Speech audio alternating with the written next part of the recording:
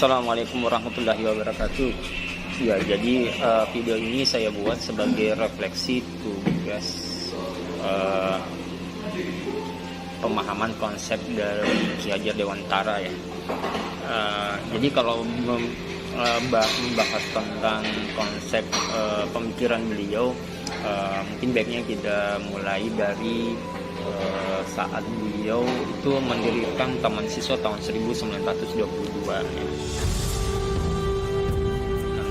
Kelihatan jelas bahwa pada saat itu beliau ingin menetapkan pilar-pilar yang yang menentang pendidikan kolonial zaman Belanda. Nah, kita tahu bersama kan dari model yang telah kita baca, pada saat itu pendidikan kolonial zaman Belanda itu hanya mengajarkan baca tulis hitung ya. Sedangkan mereka sebenarnya memberi kebebasan, keluasan, tapi hanya pada kaum atau kasta tertentu. Nah, hal ini sebenarnya kemudian mengganggu pikiran beliau. Kemudian beliau sebenarnya setelah menetapkan dasar-dasar atau pilar dalam rangka memerdekakan atau melaksanakan ide-idenya tentang merdeka belajar. Ada yang menarik tentang analogi beliau ya. Jadi beliau itu dalam pendidikan menganalogikan peserta didik itu sebagai benih ya. Nah, itu menarik. Jadi pendapat beliau, kalau misalnya benih itu berada di tempat yang benih itu berasal dari bumi yang bagus, tapi lingkungan atau tempatnya misalnya tanah atau kemudian tidak mendapat cukup matahari, nah dia akan tumbuh dengan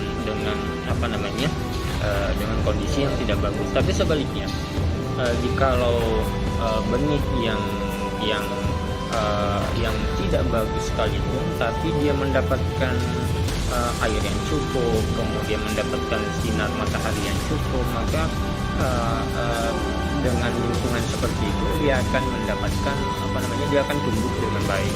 Nah, itu analogi yang sangat menarik bagi saya. Kemudian satu hal lagi, beliau berpendapat bahwa